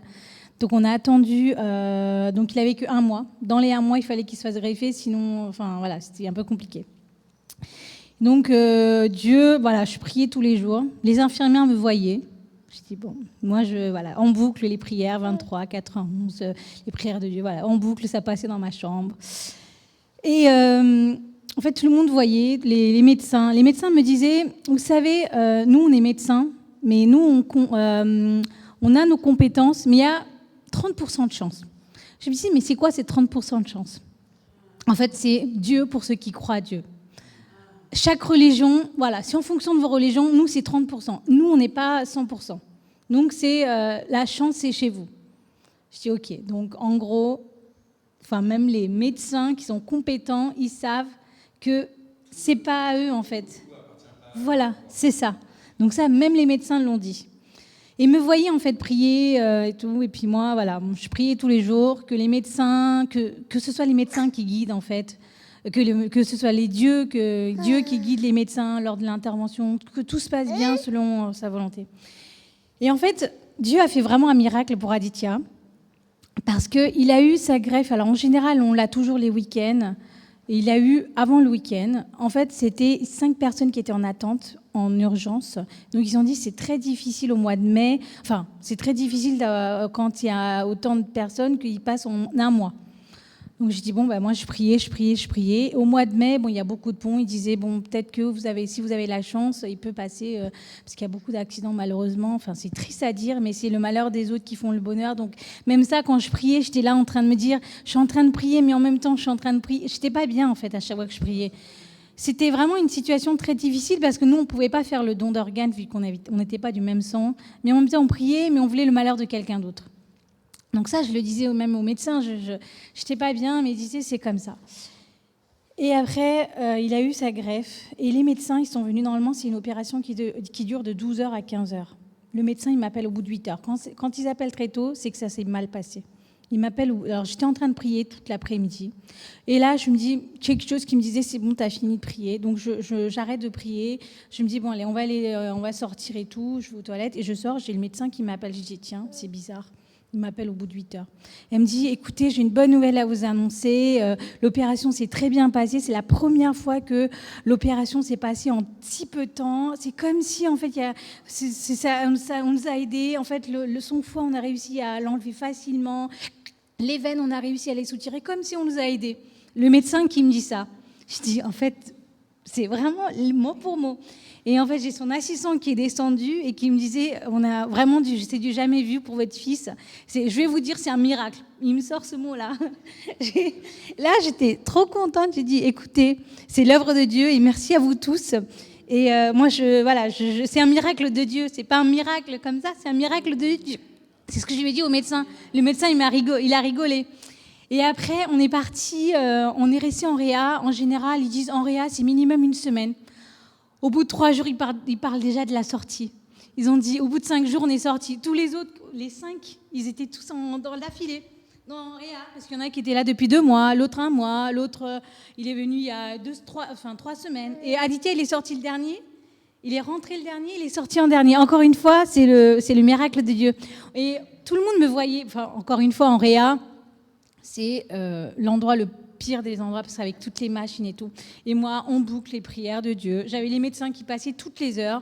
C'est pas grave. Entre sa veilleuse et lui et puis les prières, je continuais. Les médecins me voyaient aussi, disaient bon.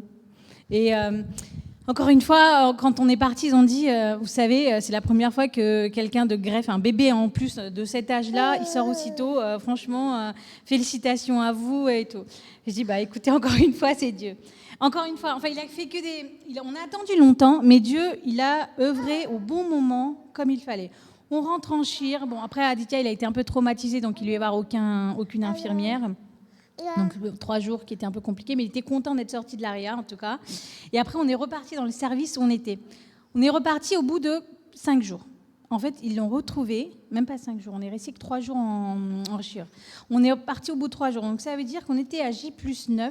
C'est un peu long, je suis désolée, mais je vous raconte quand même le miracle de Dieu.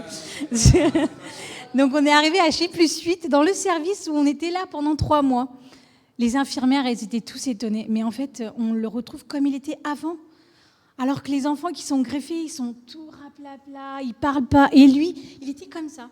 Il regardait tout le monde, il souriait, il était content de retrouver toutes les infirmières parce qu'il connaissait déjà tout le monde.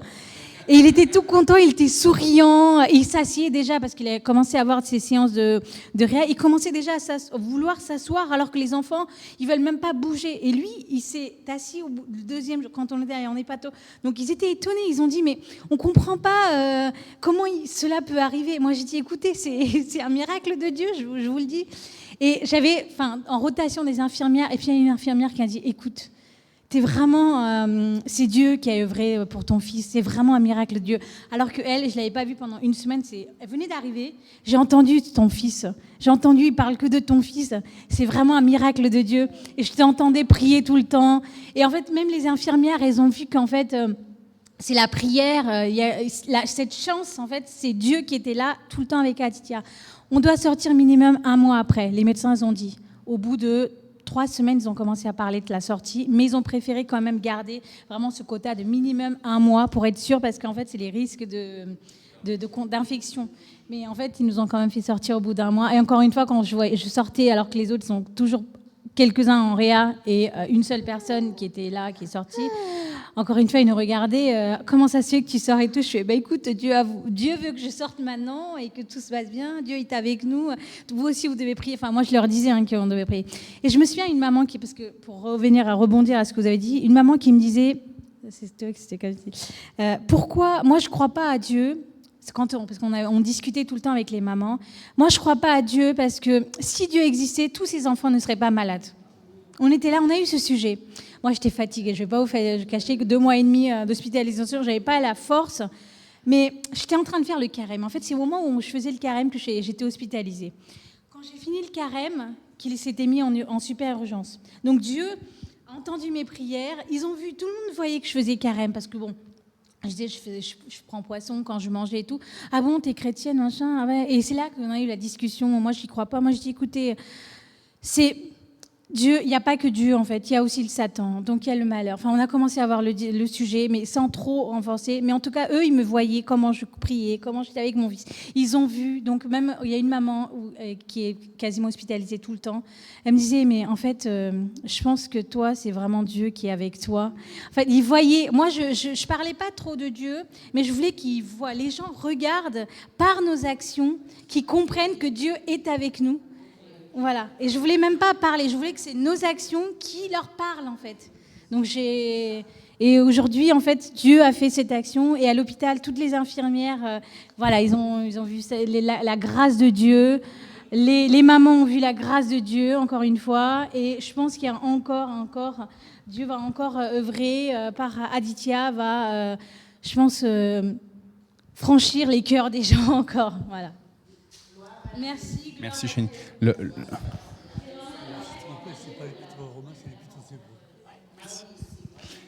Et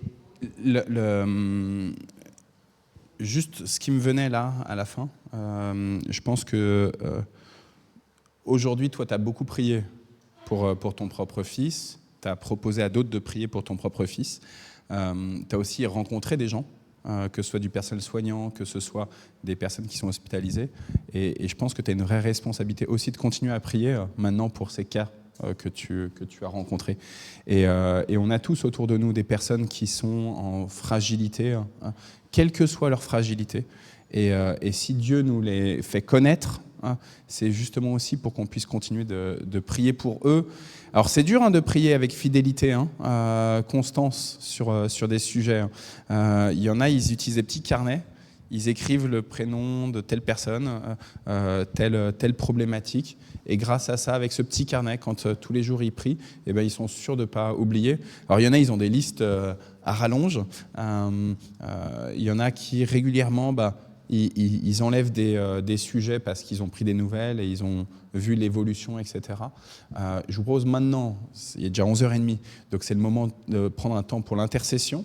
Je vous lis le fil rouge de Porte Ouverte, c'est 2 sujets cette fois-ci. D'abord, dimanche dernier, on était en fête d'église, c'était un beau moment.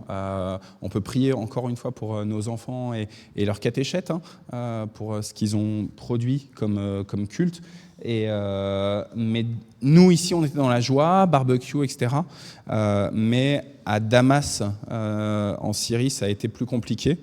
Donc le 22 juin, l'église Saint-Élie à Damas a été frappée en plein culte par un attentat suicide. Le bilan est lourd puisque des dizaines de fidèles ont perdu la vie ou ont été grièvement blessés. La communauté chrétienne locale est sous le choc. Des veillées ont eu lieu, rassemblant chrétiens mais aussi musulmans. Restons unis dans la prière dans l'attente d'un Dieu qui agit avec justice et compassion. Et puis ensuite, deuxième sujet, donc c'est exceptionnel qu'ils nous mettent 2 sujets, c'est sur la situation en Iran. À Téhéran et dans d'autres grandes villes, de nombreux habitants n'ont pas attendu le récent cessez-le-feu pour quitter leur domicile. Dans un climat international tendu, les chrétiens d'Iran cherchent à se mettre à l'abri dans des refuges sûrs et certains tentent de rejoindre leur famille par tous les moyens. Hélas, des histoires tragiques nous sont remontées, comme celle que partage le pasteur Ali d'une famille chrétienne ayant perdu le père lors d'une explosion. D'autres responsables d'église partagent leur impuissance depuis l'étranger, privés de nouvelles à cause des coupures d'Internet. Malgré cela, l'église reste active. Une famille chrétienne de Rasht a ainsi ouvert ses portes aux habitants qui fuyaient Téhéran. Des familles hébergées se sont converties à Christ à leur contact. Ensuite, l'un des sites visés, vous l'avez sûrement entendu dans les médias, par Israël, est la prison d'Evin, connue pour détenir des prisonniers politiques. Au moins 11 chrétiens condamnés pour leur engagement dans des églises de maison sont dans cette prison, en tout cas connue par Portes Ouvertes. Parmi eux, Nasser Navar Goltapé et Joseph Chabazian, Mina Kajavi et Amir Ali Menei. Aucun n'a été tué, mais certains ont été transférés dans une prison déjà surpeuplée. Depuis le début du conflit, 3 procès contre des chrétiens ont aussi été reportés. Donc 2 sujets de prière sur la Syrie et sur l'Iran. Vous avez aussi certainement des sujets de prière. Moi, je vous signale juste que j'ai reçu un message ce matin de notre sœur Laurence Buisset. On a prié, j'avais fait un prêche un dimanche où elle était assise là, où je parlais du fait que son papa est en fin de vie. Et donc elle vient de me signaler ce matin que son papa est décédé.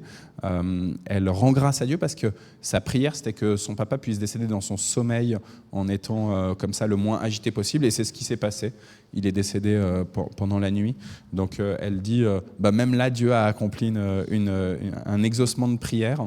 Et puis, hier, j'avais reçu un message de Nathalie Monod me précisant que la maman de sa belle-fille, Amélie, vous savez, Nathalie, elle a 4 enfants, dont un garçon qui s'appelle Louis, et son épouse est catholique, elle allait à la collégiale avant qu'il déménage à Évreux, et elle a une très très jolie voix. Et son papa, à Amélie, il s'appelle Francis, il se bat contre un cancer depuis 2 ans, et là, ça devient vraiment compliqué. Donc, on nous demande de prier. Il s'appelle Francis, donc le papa d'Amélie Monod. Voilà. J'imagine que vous avez aussi des sujets. Alors, est-ce que vous auriez...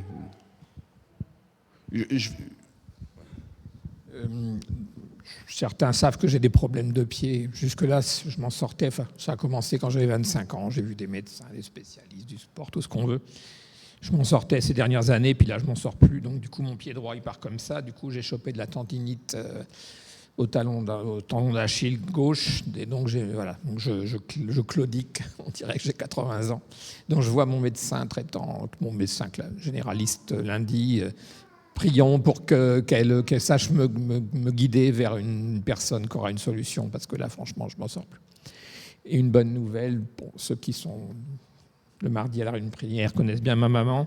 Le médecin a venu la voir récemment, a dit que ses poumons allaient beaucoup mieux. Elle a eu presque 1 an d'antibiotiques, elle est sous oxygène tout le temps. Il a dit que ses poumons allaient beaucoup mieux. Bon, voilà une bonne nouvelle. Merci Seigneur. Ouais.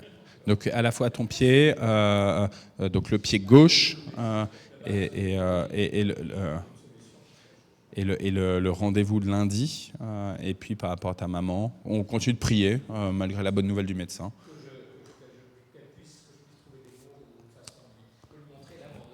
Amen. Est-ce qu'il y aurait d'autres sujets?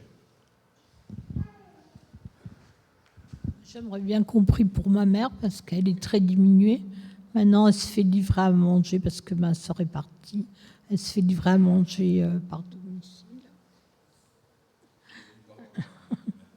Et elle se fait livrer par la mairie et je vois bien qu'elle est très très diminuée. Je ne l'ai pas vue. Elle a été hospitalisée pour le Covid et le cœur. Et elle a de l'eau autour des poumons et tout ça. Et maintenant, l'infirmière vient tous les 3 mois. Et il y a aussi Arnaud qui disait que j'ai de la mémoire. Donc, je vois le médecin qui s'occupe de ma dépression, de la bipolarité, le 10 juillet. Et en fin de compte, je n'ai pas du tout de mémoire en ce moment.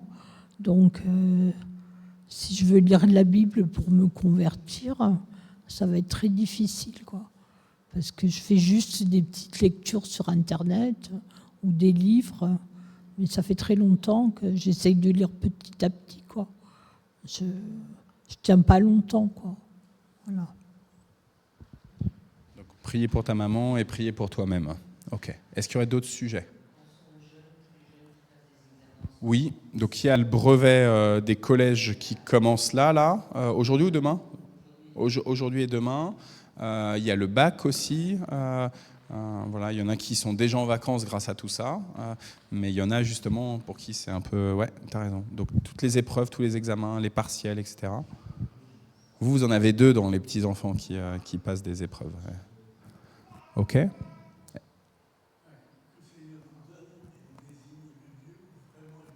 Donc la question toujours du déménagement des Dumont. Ok. D'autres sujets? Non? Ok. Anta, je te laisse démarrer. Seigneur, aujourd'hui, comme disait le frère, je vais juste prier pour m'exprimer pour ton adoration, pas d'intersection pour moi aujourd'hui. Aussi, Seigneur, justement, quand je vois Aditya, Seigneur, ça me donne, je suis très sensible. Comme quoi, c'est dans les malheurs que tu fais, comme on disait, c'est dans les ténèbres que tu fais briller ta lumière, Seigneur. Aditya a été un miraculeux Seigneur. Et pas plus tard que tout à l'heure, on parlait de mort de la belle-mère de Nathalie. Ils ont prié pour qu'elle parte dans son sommeil apaisé. Et ça, c'est fait. Donc, Seigneur, Récemment, j'ai perdu ma sœur. Dans mon malheur, j'ai prié devant mes enfants et j'ai été apaisée. Et ma fille m'avait dit, il est grand, ton Dieu est grand.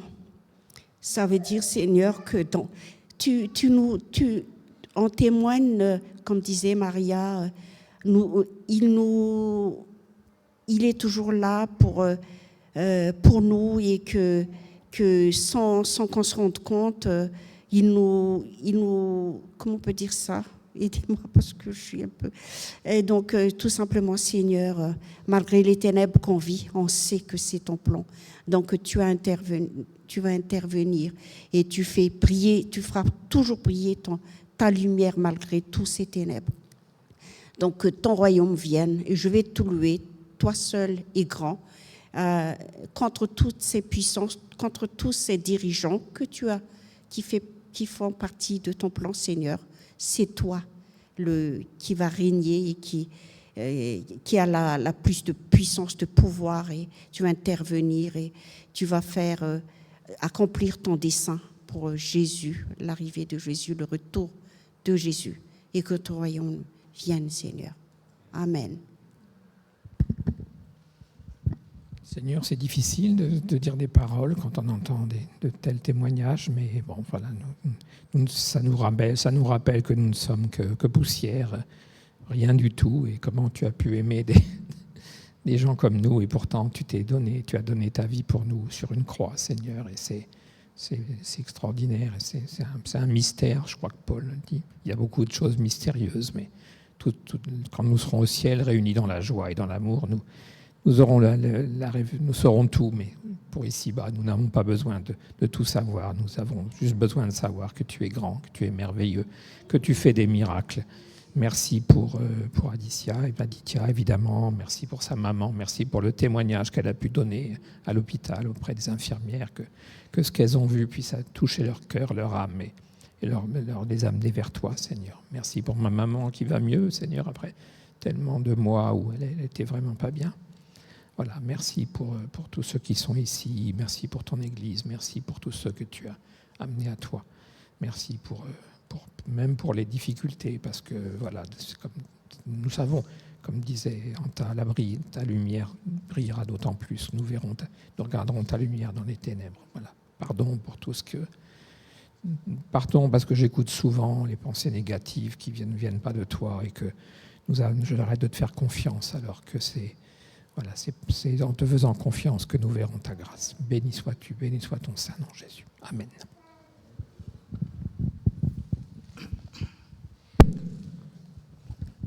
Merci Seigneur Jésus.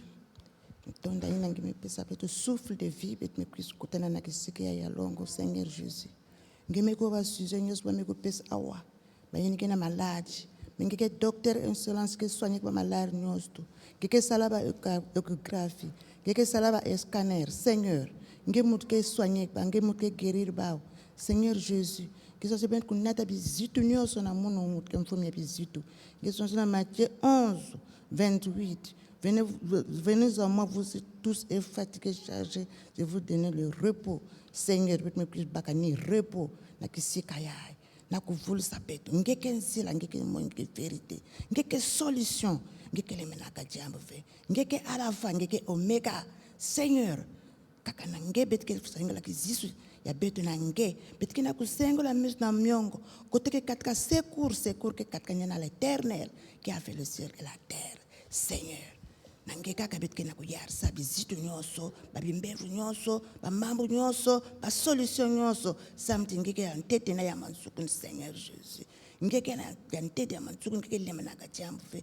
bika ngeke masiko kuvewa nange mutke solution ya mambo ngeke nzila ngeke moyo ngeke vérité Seigneur au nom de Jésus je prie comme ça amen.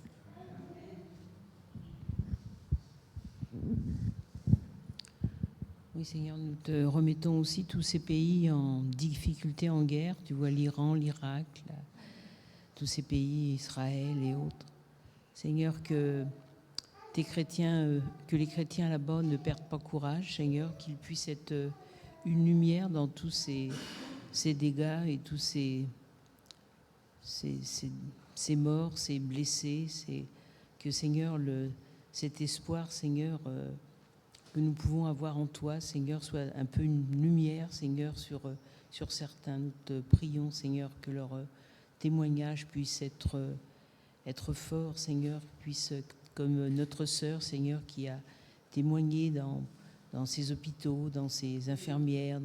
Et Seigneur, il y a des gens qui croient pas, mais Seigneur, on est confronté à vraiment quelque chose de fort que les gens vivent, Seigneur. Et merci pour ce témoignage de cette maman, Seigneur, pour ce petit qui va bien, qui va pouvoir grandir, Seigneur. Merci pour tout ce que tu fais, Seigneur. Nous te remettons aussi tous nos jeunes de connaissances et de cette Église, Seigneur, qui passent des examens, des concours, différentes choses, Seigneur, où leur avenir aussi tient dans ces moments-là, Seigneur, dans ces réussites ou pas. Mais toi, tu connais toutes choses et nous voulons que tu les gardes déjà dans cette paix, dans cette joie qu'ils puissent se confier en toi. Ouais. Seigneur, nous te remettons, Seigneur, toutes choses et nous te disons vraiment, nous te bénissons, Seigneur, pour tous ces moments où tu es toujours là, toi, tu ne nous abandonnes pas. Ouais. Au nom de Jésus, amen.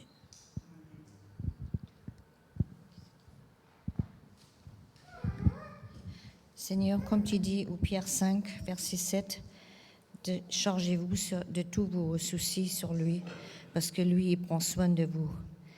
Seigneur, nos problèmes et nos soucis et nos tourments sont tellement nombreux dans notre vie personnelle et aussi dans la vie, dans ce qui se passe mondialement.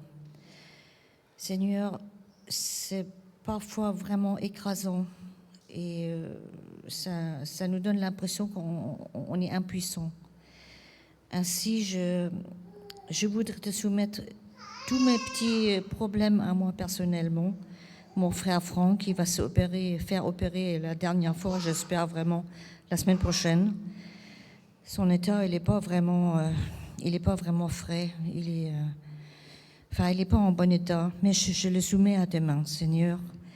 C'est toi qui guides aussi, parce que tu l'as montré avec les petits Aditya, que tu peux intervenir. C'est toi le vrai guérisseur, c'est toi le vrai médecin. Et Seigneur, nous te prions aussi pour tout ce qui se passe dans notre pays, dans notre paroisse, dans notre ville, sur la terre entière. Tous les problèmes écrasants qui se passent nous submergent et nous donnent vraiment l'impression d'être... c'est un point écrasant.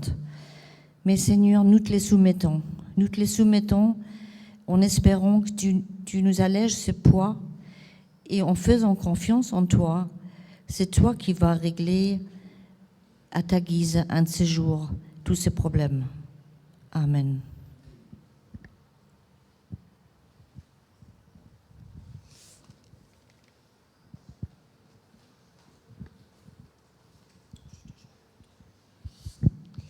Voilà, Seigneur, on a aussi beaucoup parlé des femmes et des hommes politiques.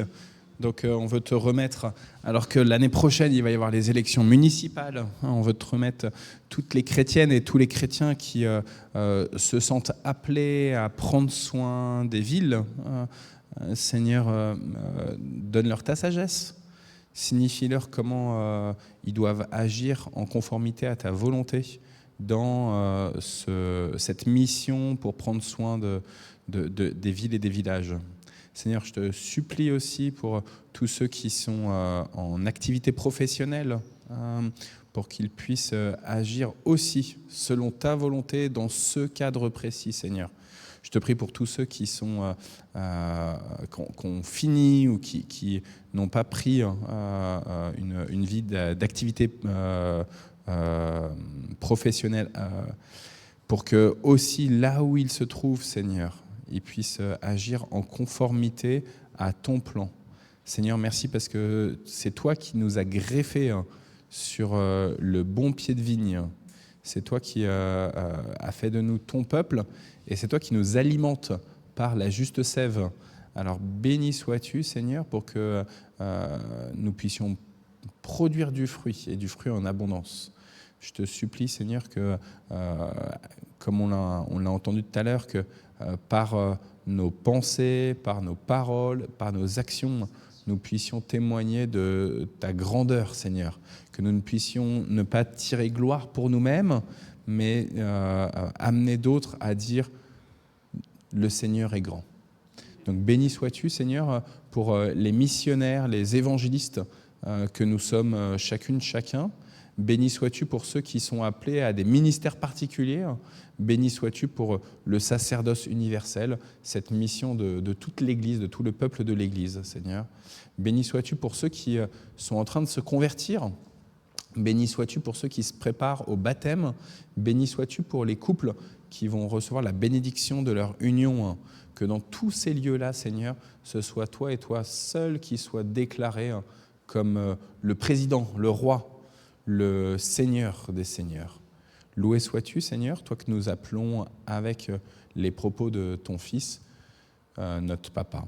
Alors oui, reçois cette prière parce que nous reconnaissons que nous ne savons pas vraiment prier. Notre Père qui es aux cieux, que ton nom soit sanctifié, que ton règne vienne, que ta volonté soit faite sur la terre comme au ciel. Donne-nous aujourd'hui notre pain de ce jour.